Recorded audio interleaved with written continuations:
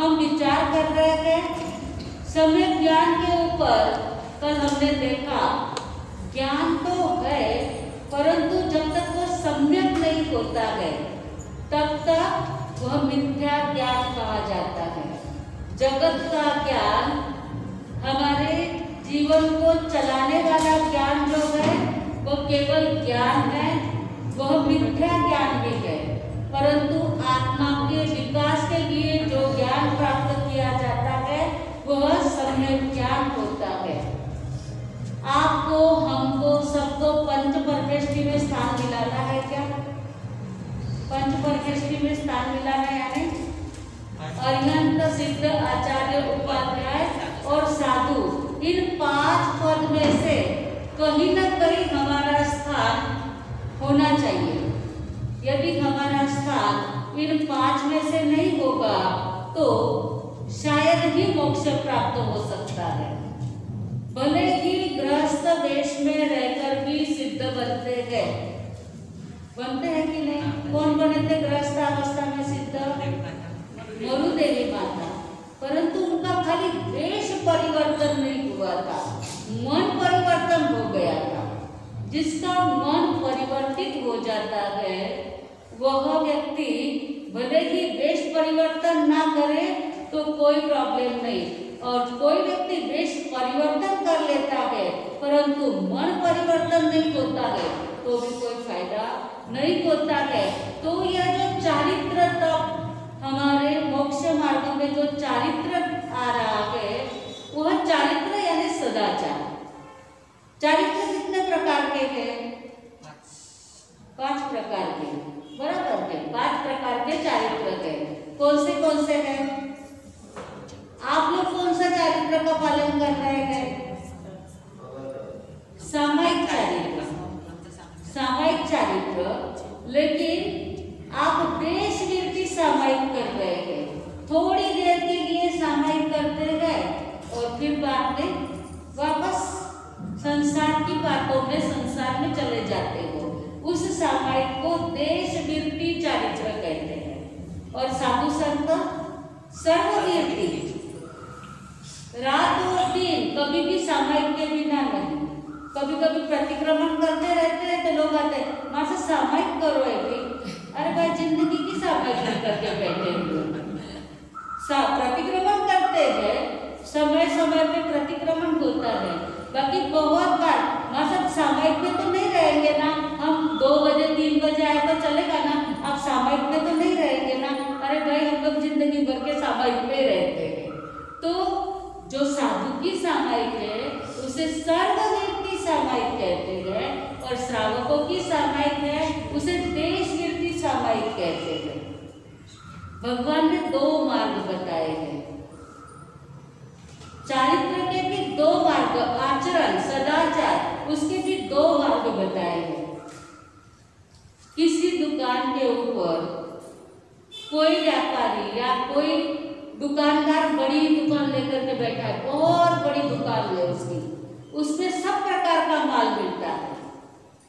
एकदम मर्सिडीज की गाड़ी के अंदर कोई व्यक्ति आया हो, और ये जुन्नर चावल का बाजार है ना, इधर चावल ज्यादा मिलते हैं ना, तो कोई व्यक्ति मर्सिडीज गाड़ी में आया हो और चावल की दुकान में गया तो उसको कौन सा चावल बताएंगे?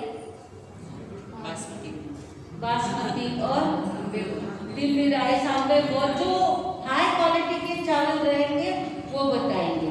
एक और बेचारा गरीब व्यक्ति मैली कुचैली थैली हिलाता हुआ आ रहा है, उसको कौन से चावल बताएंगे? हल्की क्वालिटी का हो, खिचड़ी चावल, टुकड़ा चावल, चावल के भी बहुत सारे प्रकार रहते हैं ना। खिचड़ी बनाने के चावल अलग रहते हैं, टुकड़ा चावल कुछ अलग रहते हैं। तो कोई गरीब व्यक्ति बेचारे मैली कुचैली थाली लेकर के आए हुए हैं, उनको वैसे चावल बताए जाएंगे। भगवान ने भी अपने अनुयायियों को 2 प्रकार का धर्म बताया है। एक है आगार धर्म और दूसरा है अनगार धर्म। आगार धर्म यानी देश विरोधी, थोड़ी देर के लिए आप त्याग पछतान कर सकते हैं, फिर अपना संसार का काम करने के लिए खुले हो जाते हो। ये धर्म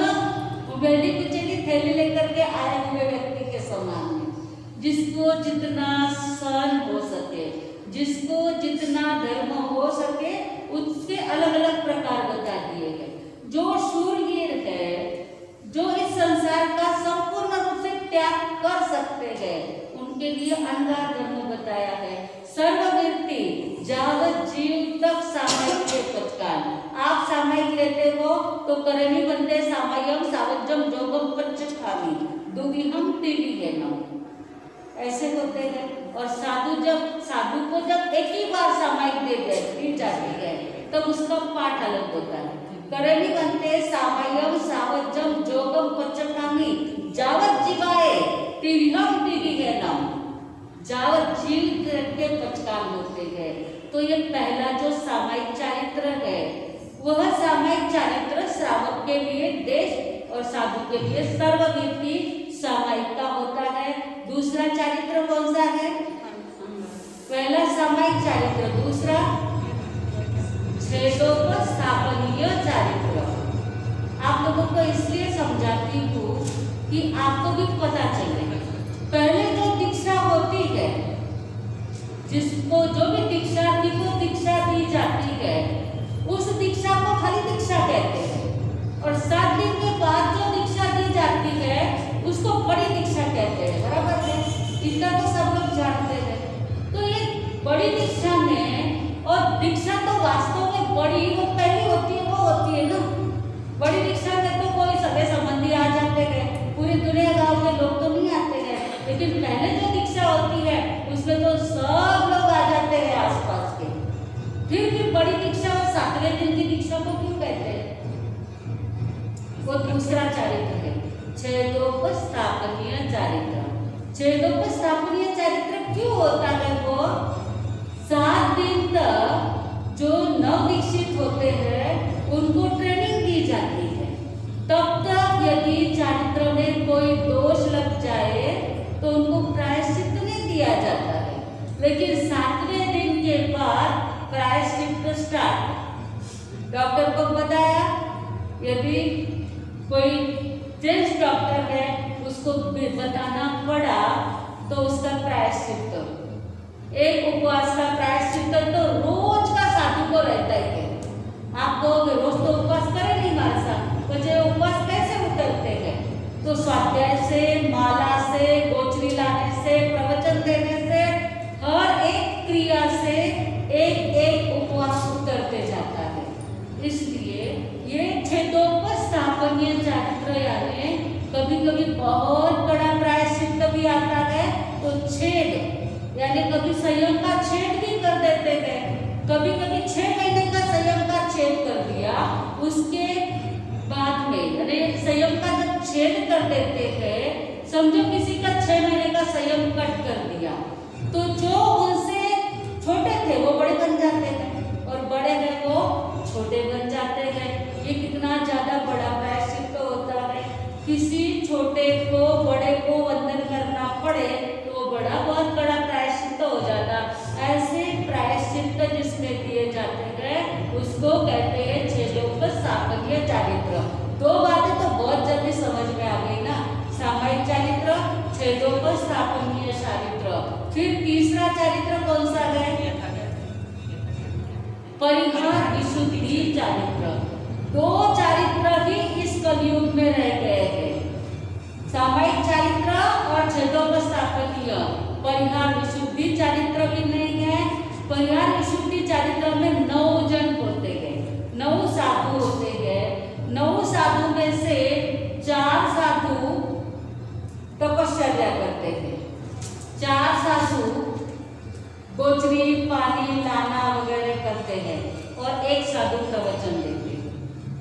जो 4 तपस्या करते गए उनकी 4 जन सेवा करते गए और 1 प्रवचन देने वाले की भी 2-4 जन सेवा करते हैं।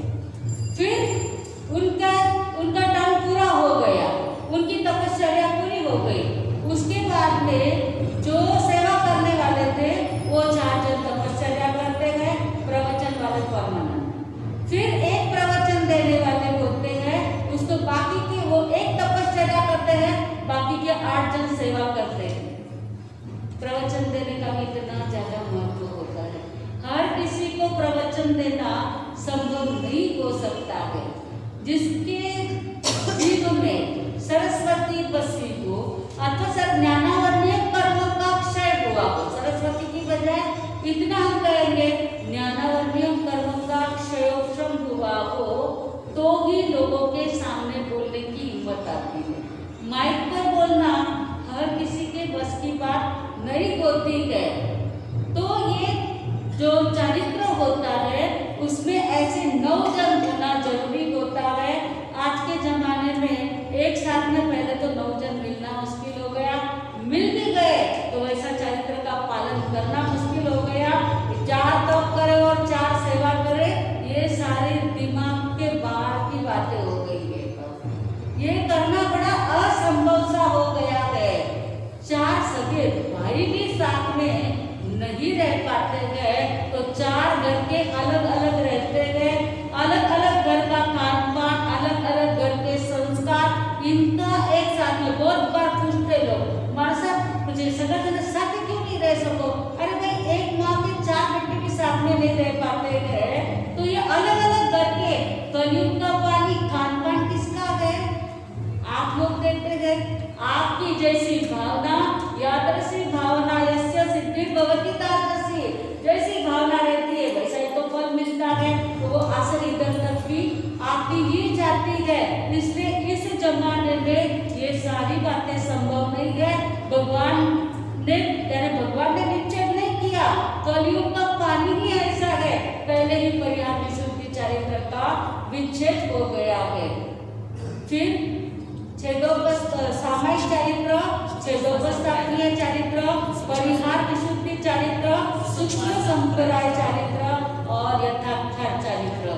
ये चरित्र तो रहे नहीं, यथाख्यात भगवान ने जैसा कहा है वैसा ही चरित्र का पालन करना। बहुत सारे लोग करते हैं, अमुक अमुक संप्रदाय के ना जैसा कहा है वैसा चरित्र का पालन करते हैं। चारों ही फिरकों में किसी भी संप्रदाय में भगवान ने जैसा चरित्र बताया है वैसा कोई पालन करता ही नहीं है, किसी से होगा ही नहीं। इसका कारण है भगवान ने कहा है, वो नहीं सकता है। भगवान ने क्या कहा है, भगवान का कहना है उत्तराध्याय सूत्र में बताया गया है कि साधु गोचरी पानी के लिए कब जा सकते हैं, साधु गोचरी पानी के लिए कब जा सकते हैं, तीसरे प्रहर में। यानी पहले प्रहर में क्या करना, स्वाध्याय, दूसरे प्रहर में ध्यान और तीसरे प्रहर में गोचरी को जाना। यानी 3 घंटे का एक प्रहर होता है। सूर्योदय से 3 घंटे तक स्वाध्याय, सूर्योदय यानी फिर 3 घंटे तक ध्यान और उसके बाद में 12 बजे के बाद में गोचरी पानी को निकलना। बताइए कोई है ऐसा संप्रदाय वाला जो सुबह सूर्योदय होते ही पात्र लेकर के पानी लाने के लिए नहीं जाते है? कोई भी यथाख्यात चरित्र रहा ही नहीं है।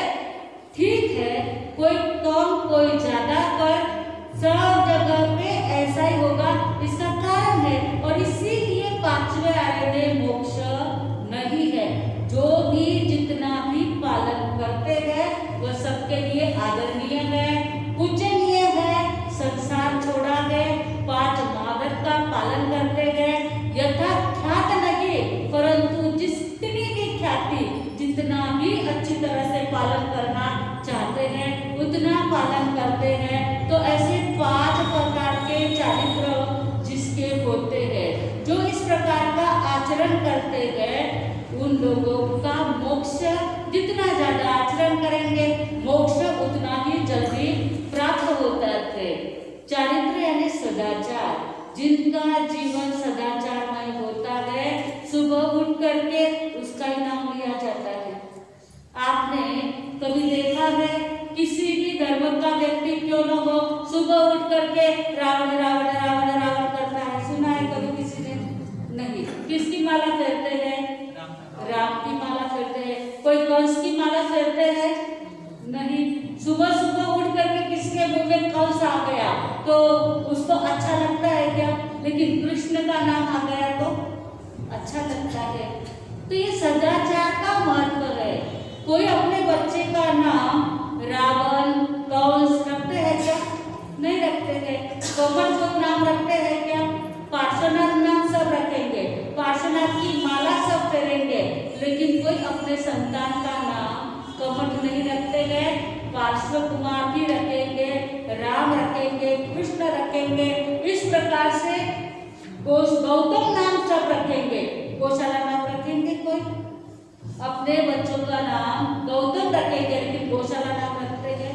जिसका सुबह उठ करके नाम लेना अच्छा लगता है, वह सब उनमें कौन सा गुण होता है? कौन सा गुण होता है तो अच्छा लगता है? सदाचार, चारित्र। चारित्रवान का नाम सुबह उठते ही सब कोई ले सकते हैं, बाकी बिना चारित्र वाले का नाम कोई भी नहीं ले सकते हैं। तो हमारा जीवन चारित्रमय होना चाहिए। मोक्ष जाना है तो सम्यक दर्शन ज्ञान चारित्राणि मोक्ष मार्ग। इन सम्यक दर्शन ज्ञान चारित्र से ही मोक्ष प्राप्त हो सकता है, और वह चारित्र धर्म के द्वारा ही प्राप्त होता है। और वह धर्म कौन सा? कौन सा धर्म? अहिंसा, अहिंसा, संयम और तप।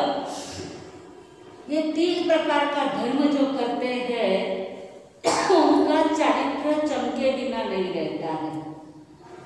अहिंसामय जीवन को, 5 इंद्रियों के ऊपर संयम को। आज तो कान कहा जा रहे तो आँख कहा जा रही है।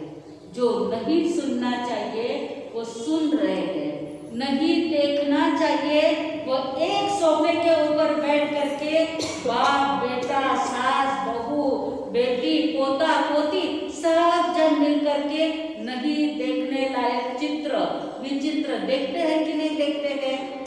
आंखों पे संयम है तो फिर नाम सुबह उठ करके आपका लिया जाएगा क्या? लिया जाएगा? आप चाहते हो अपना नाम सुबह सुबह लेना चाहिए किसी ने, किसका नाम लिया जाएगा? जो चारित्रवान है उनका ही नाम लिया जाएगा।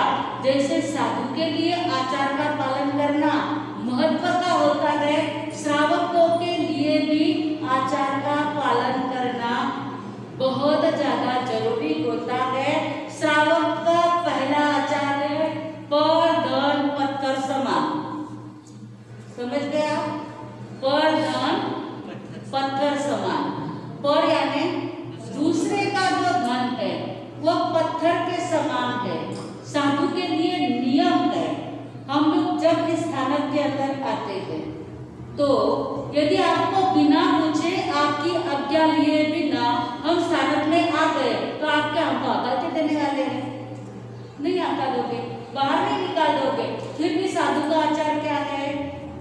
जैसे स्थानक में एंट्री करते हैं पहले आज्ञा लेते हैं, आज्ञा लेने के बाद फिर ये पूरा स्थानक तो हमारा हो गया कि नहीं, परंतु फिर भी यहाँ की लाइब्रेरी की एक भी किताब लेनी हो या दांत साफ करने की काढ़ी भी यदि आपको हमको लेनी हो तो हम पहले पूछेंगे, ये हम ले, नहीं तो वह चोरी का पाप वहां लग जाएगा।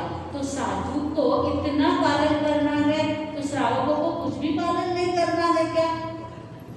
पर धन पत्थर समान ये श्रावक का आचार होना ही चाहिए।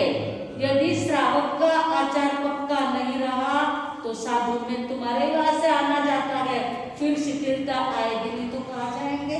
इसलिए श्रावकों को अपने आचारों में पक्का रहना बहुत ज्यादा जरूरी है।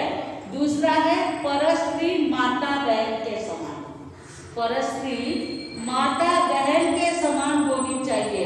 विजय सेठ सेठानी सबको कहानी पता है, ज्यादा कहने की कोई जरूरत नहीं है।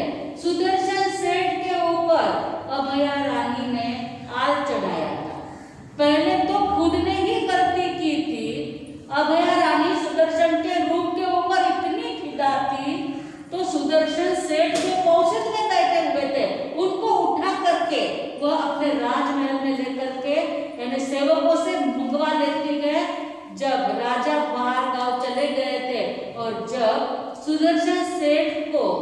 उठा करके रानी के सामने रखा गया। रानी ने भोगों की इच्छा की। सुदर्शन सेठ ने कहा न भूतो न भविष्यति, ये हो ही नहीं सकता है। जब सुदर्शन सेठ किसी भी हालत में तैयार नहीं हुए तो अभया रानी जोर जोर से चिल्लाना चालू कर देती है, ये मेरे महल के अंदर आ गए, आ नहीं गए थे, उसको जबरदस्ती से उठा करके लाया गया था। और जब राजा को पता चला, राजा आश्चर्यचकित हो गए, इतने महान श्रावक, इनसे ये गलती हो ही नहीं सकती है। परंतु अभया रानी ने इतना नाटक किया, इतना नाटक किया, जिस कारण से राजा ने सुदर्शन सेठ को सूली पर चढ़ाने का हुक्म दे दिया।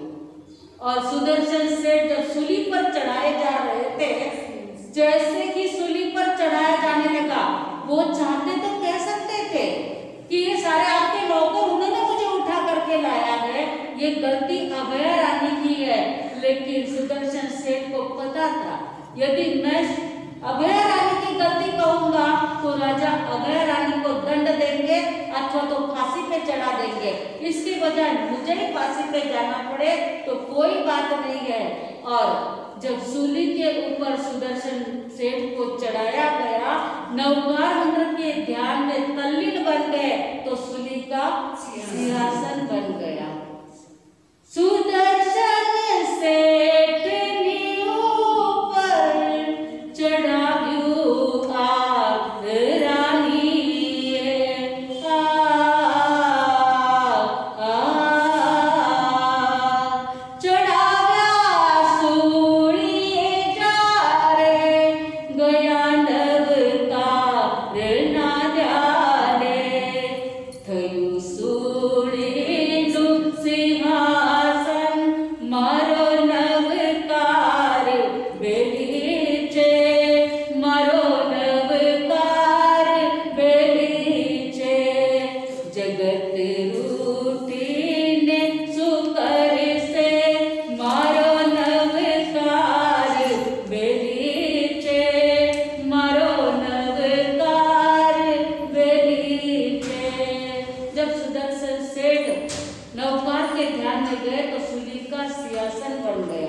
जब आपत्ति विपत्ति आती है तब तो आप लोग भी नवकार मंत्र बोलते हैं, दुख में सुमिरन सब करे, सुख में करे ना कोई, जो दुख सुख में सुमिरन करे तो दुख का को।